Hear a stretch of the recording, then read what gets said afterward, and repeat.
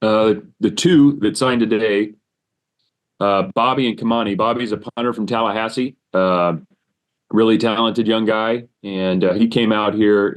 It wasn't this past weekend; he was here last month. But a talented specialist that we're excited to bring on board, and then Kamani Hudson, who's from North Shore in Houston, who's a corner, really got really good tangibles and can run, has some good length, and we feel like he's got a big upside. So those are the two that we signed today.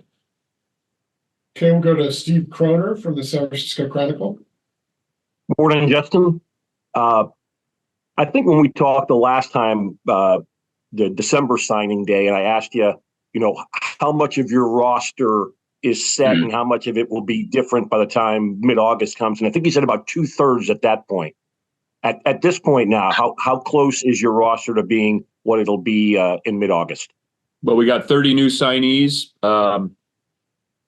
I would anticipate, a few more people in that spring window, kind of that May-June window that would be new names. We'll see how much that grows, depending on spring football and who's available come the spring transfer window. But right now, I mean, the majority is going to be set. I mean, we've got 30 new signees, as I mentioned, and then all the returners. So a lot of guys are already on campus and getting to work in these winter workouts. Okay, other questions the first time around?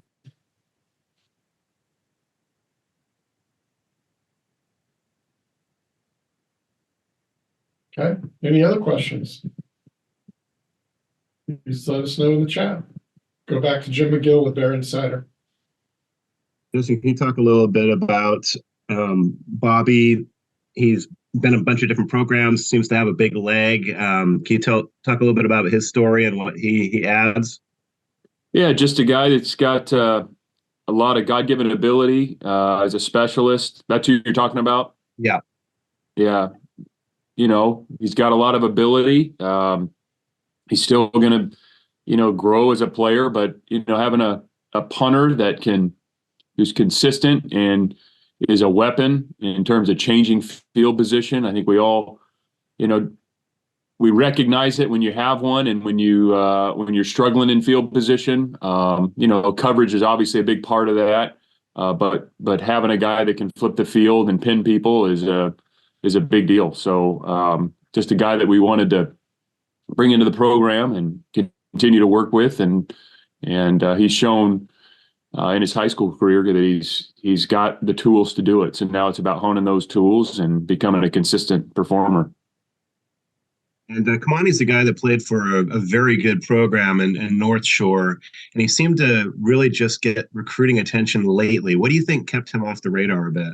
Well, I mean, they're still high school guys, and they develop at different rates. And I think all of us, whether it's fans, recruiting sites, coaches as well, judge people too early sometimes, and that can be dangerous. You can miss people. And so I think he's a great example. I mean, 10 years ago or 20 years ago, this is when a lot of recruiting happened, was in, late in their careers, and the evaluations were done late. And we were able to get an evaluation on him in his senior year, and he did a really good job. And so we're excited about bringing him in. But I think, so many of these judgments are made so early in their careers, and these are still young guys that are growing and developing. And so I think it's important to continue to evaluate them throughout their high school career and into their senior year. Okay, we'll go to Steve Kroner from the Chronicle. It's just kind of a general question. In the past, say, 5 years or so, the way NIL and the transfer portal have changed, as you say, roster management. When you recruit now, do those things make it more or less likely that you're recruiting for need as opposed to just recruiting as many good players as you can? Well, yeah, you're never going to turn away a good player, even if you happen to be deep in that position. So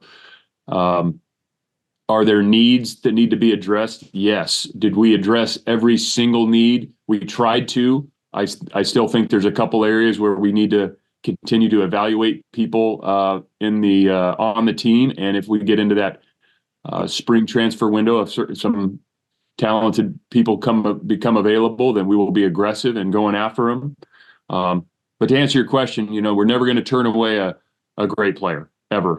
And obviously you want to, address needs as they come up, but this is the difference between college and the NFL. We're recruiting, not drafting. And so we've got to do a great job of recruiting and then also developing the guys that are in the program and identifying people who can help us win. And obviously that's great players. And other times there's, role players that we're identifying, but anybody that can help us win.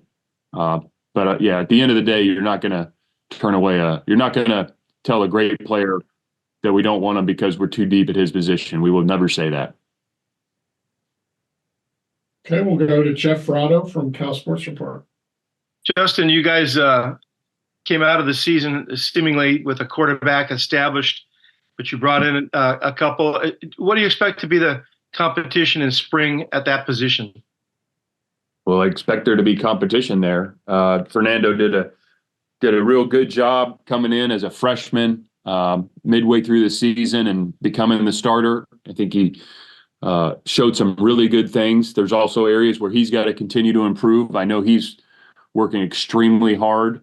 He is a driven guy, and I think he's going to continue to get better. We also brought in Chandler, who's played at a high level in college. And so, brought EJ in as well. So we're going to continue to bring in as many talented players, just to Steve, just to ask, as we can, and then let the competition sort it out. But I'm pleased with the room, and I'm looking forward to watching all those guys compete in the spring.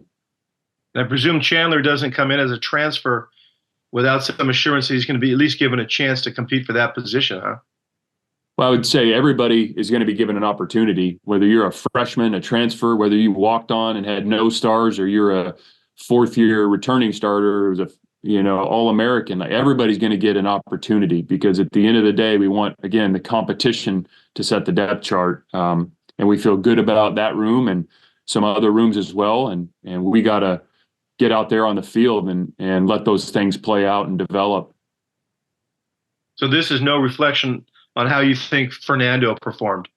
No, not at all. We love Fernando. He did a great job coming in as a freshman, did some really good things. I think he's extremely competitive. He's smart. He's very, very tough. The guys on the team respect him. And he's also got areas where he's got to continue to improve, and he'd be the first one to tell you that. So at the end of the day, we want competition at every single position, and we're also not going to go into a season with one scholarship player at any position, or even two. We got to have depth, not only for competition's sake, but also for depth's sake. Okay, we'll go to Maria Koladova with Rivals. Hi, Brett Johnson just announced that he's medically retiring. I was wondering if you could talk a little bit about him and some of the other guys that are moving on, maybe like Brian Driscoll, and maybe their effect on the program. Yeah, man, Brett, what a warrior. I mean, he put a lot into this program and had some really unfortunate circumstances, bad luck, I think you could call it, with the injuries that he suffered along the way.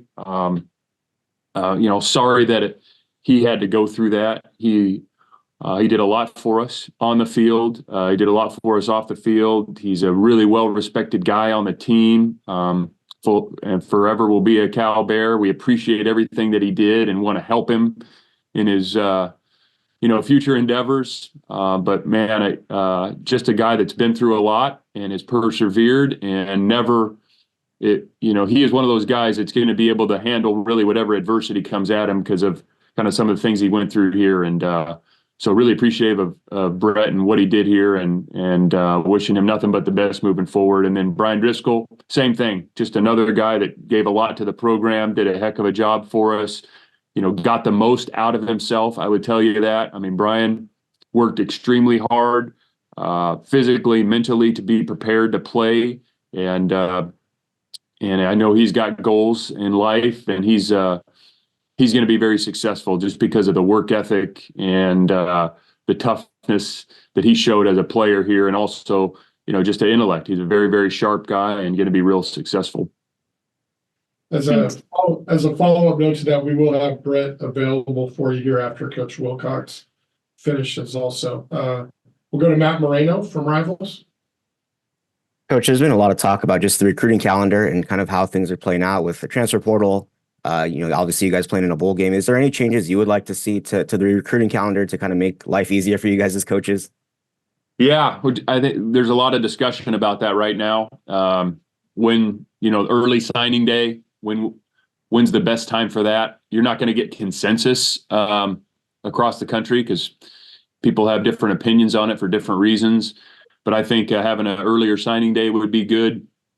Getting these kind of those transfer windows. I know they're attempting to clean those up. I think there's constantly going to be some discussion and maybe some new dates. I don't know when those might, pop up, but yes, it's because of the transfer windows and how early recruiting starts for the high school players. I think there's definitely room for early signing date, and I know there's going to be concerns with that for different reasons, but I think it would be important just to kind of normalize that winter recruiting schedule.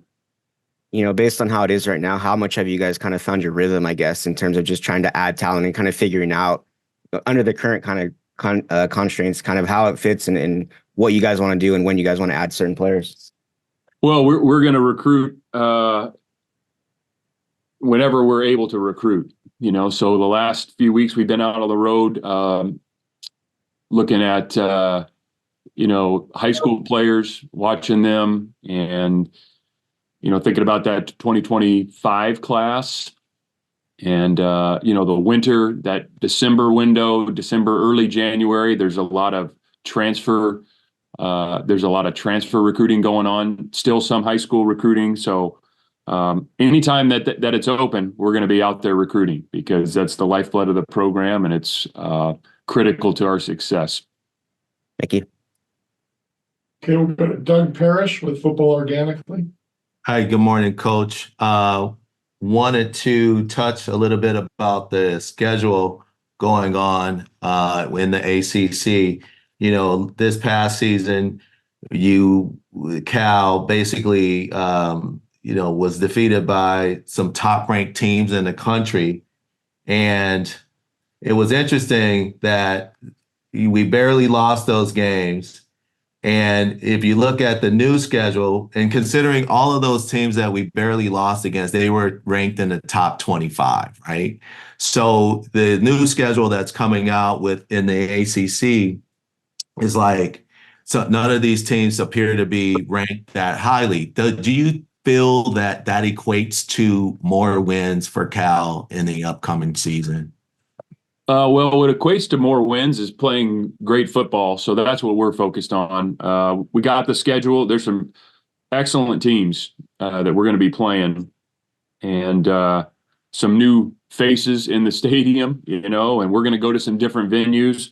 But what's most important is we go play good football. We don't set the schedule, but I can tell you the ACC has some really, really good football teams. And I also know that that league traditionally, and I just learned this today, has had the most one-score games out of any league in the country. So there's a ton of really good football being played, and they're very, very close and competitive games. And so what's important for us is to go, train this winter, have a great spring ball, continue to add and develop talent so we can go play our best ball to give ourselves the best chance to win as many games as possible.